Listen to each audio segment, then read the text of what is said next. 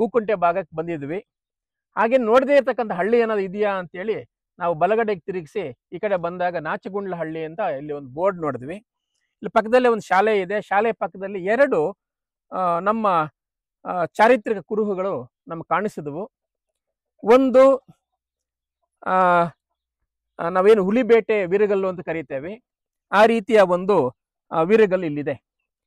ಈ ಭಾಗದಲ್ಲಿ ಹುಲಿಗಿಂತ ಚಿರತೆ ಹೆಚ್ಚಾಗಿದೆ. ಬಹುಶಃ ಇದು ಚಿರತೆನೇ ಆಗಿರಬಹುದು ಅಂತ ನಾವು ಒಂದು ಅಂದಾಜು ಮಾಡಬಹುದು. ಆದರೆ ಚಿರತೆ ಮನುಷ್ಯನನ್ನ ಕೊಂದಿರುವಂತಹ ಉದಾಹರಣೆಗಳು ಬಹಳ ಕಡಿಮೆ ಇರೋದ್ರಿಂದ ಸಾಮಾನ್ಯವಾಗಿ ನಾವು ಈ ಕ್ಯಾಟಗರಿಯನ್ನ ಹುಲಿಬೇಟೆ ಆ ಒಂದು ಏನು ವಿಭಾಗದಲ್ಲೇನೆ ಸೇರಿಸ್ತೇವೆ. ಇಲ್ಲಿ ಒಬ್ಬ ವೀರ ಇದ್ದಾನೆ. ವೀರ ಈ ಹುಲಿ ಜೊತೆನೆ ಅವನು ಹೋರಾಟ ಮಾಡಿ ಬಹುಶಃ ಆತ ಸತ್ತಿರುವಂತ ಸಾಧ್ಯತೆನೆ ಹೆಚ್ಚಿದೆ. ಸೊ ಹಾಗಾಗಿ ಈ ವೀರನ ನೆನಪಲ್ಲಿ ಈ ಕಲ್ಲನ್ನ ಹಾಕಿಸಿದ್ದಾರೆ. ಸೊ ಇದು ಹುಲಿಬೇಟೆ ವೀರಗಲ್ಲು ಅನ್ನುವ ಹೆಸರಲ್ಲಿ ನಾವು ಕರೆಯಬಹುದು. ಈ ರೀತಿಯ ಕಲ್ಲುಗಳು ಅಲ್ಲೊಂದು ನಮಗೆ ಈಗಲೂ ಕೂಡ ಕಾಣಿಸ್ತಾ ಇದ್ದಾವೆ. ಇಲ್ಲೊಂದು ಬಾವಿ ಇತ್ತಂತೆ. ಆ ಬಾವಿಯನ್ನ ಮುಚ್ಚಿ ಅಲ್ಲಿ ದೇವಸ್ಥಾನವನ್ನ ಕಟ್ಟುವಾಗ ಅಲ್ಲಿದ್ದಂಥ ಕಲ್ಲನ್ನ ಇಲ್ಲಿಗೆ ಶಿಫ್ಟ್ ಮಾಡಿದ್ದಾರೆ. ಈ ಊರಿನಲ್ಲಿ ಜನರಿಗೆ ಚಾರಿತ್ರಿಕ ಪ್ರಜ್ಞೆ ಒಂದಷ್ಟು ಉಳಿದಿರೋದ್ರಿಂದ ಅವರು ಈ ಕಲ್ಲನ್ನ ಸಂರಕ್ಷಣೆ ಮಾಡಿದ್ದಾರೆ.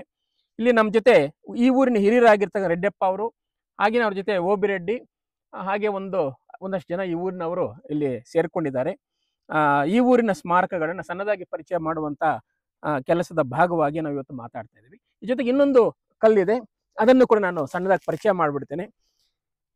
ಈ ಕಲ್ಲು ವೀರಮಾಸ್ತಿ ಕಲ್ಲು ಅಂತ. ಇದು ವೀರಮಾಸ್ತಿ ಕಲ್ಲು. ಯಾಕೆ ವೀರಮಾಸ್ತಿ ಅಂತಂದ್ರೆ ಈ ಊರಿನ ಒಬ್ಬ ವೀರ ಸತ್ತಿದ್ದಾನೆ. ವೀರ ನೀವು ನೋಡ್ತಾ ಇದ್ದೀರಿ, ಬಿಲ್ಲನ್ನು ಹಿಡಿದಿದ್ದಾನೆ. ಅವನು ಯುದ್ಧದಲ್ಲಿ ಸತ್ತಿರುವಂತಹ ಸಾಧ್ಯತೆನೇ ಜಾಸ್ತಿ. ಯುದ್ಧ ಅಂತಂದ್ರೆ ಊರನ್ನ ರಕ್ಷಣೆ ಮಾಡುವಾಗ ಅಥವಾ ರಾಜ್ಯವನ್ನ ರಕ್ಷಣೆ ಮಾಡುವಾಗ ವೀರ ಸತ್ತಿರಬಹುದು. ಆತನ ಸಾವಿನ ಸುದ್ದಿಯನ್ನ ಕೇಳಿದಂತ ತನ್ನ ಹೆಂಡತಿ ಸತಿಯಾಚರಣೆ ಮಾಡಿಕೊಳ್ಳುವಂತ ಅಭ್ಯಾಸ ನಮ್ಮ ಭಾಗದಲ್ಲೂ ಕೂಡ ಹೇರಳವಾಗಿತ್ತು. ಅದರ ಒಂದು ಭಾಗವಾಗಿಯೇ ಈ ಊರಲ್ಲೂ ಕೂಡ ಒಂದು ಸತಿ ಕಲ್ಲನ್ನು ಹಾಕಿದ್ದಾರೆ. ಹಾಗಾಗಿ ಇದನ್ನು ನಾವು ವೀರಮಾಸ್ತಿ ಅಂತ ಕರೀತೇವೆ. ಮಾಸ್ತಿ ಕಲ್ಲು ಪ್ಲಸ್ ವೀರ ಒಟ್ಟಿಗೆ ನಾವು ಈ ಕಲ್ಲಲ್ಲಿ ನೋಡ್ತಾ ಇದ್ದೀವಿ. ಈ ರೀತಿಯ ಕಲ್ಲುಗಳು ನಮ್ಮ ಭಾಗದಲ್ಲಂತೂ ಅನೇಕ ಕಡೆ ನಾವು ನೋಡಲಿಕ್ಕೆ ಸಿಗ್ತಾ ಇದ್ದಾವೆ. ಸೊ ಇದು ನಾಚಗುಂಡ್ಲ ಹಳ್ಳಿ ಅಂತ. ಪಕ್ಕದಲ್ಲೊಂದು ರಾಜಗುಂಡ್ಲ ಹಳ್ಳಿ ಅಂತಿದೆ, ಶ್ರೀನಿವಾಸಪುರ ತಾಲೂಕಿಗೆ ಈಗ ಸೇರಿದೆ ಅದು.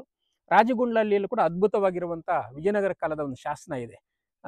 ಕೆರೆ ಕಟ್ಟಿದ ವಿಚಾರವನ್ನು ಹೇಳ್ತಕ್ಕಂಥ ಅದ್ಭುತ ಶಾಸನ ಅದು. ಇದು ಗುಂಡ್ಲಹಳ್ಳಿಯಲ್ಲಿ ಗುಂಡು ಕಲ್ಲುಗಳನ್ನ ನಾವು ನೋಡ್ತಾ ಇದ್ದೀವಿ. ಬಹುಶಃ ಪುಟ್ಟದಾಗಿ ಊರು ಅಲ್ಲಿದ್ದಿರಬೇಕು, ನಂತರ ಈ ಕಡೆ ಶಿಫ್ಟ್ ಆಗಿದೆ.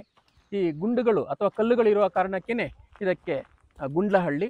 ಅದನ್ನ ಅನೇಕ ಗುಂಡ್ಲಹಳ್ಳಿಗಳಿರೋದ್ರಿಂದ ಅದನ್ನ ಪ್ರತ್ಯೇಕವಾಗಿ ನೋಡಬೇಕು ಅನ್ನೋ ಕಾರಣಕ್ಕೆ ಅದನ್ನ ನಾಚಿಗುಂಡ್ಲಹಳ್ಳಿ ಅಂತ ಈ ಊರನ್ನ ಕರೆದಿದ್ದಾರೆ. ಇದು ಕರ್ನಾಟಕ ಆಂಧ್ರ ಗಡಿ ಭಾಗದಲ್ಲಿರುವಂಥ ಒಂದು ಹಳ್ಳಿ.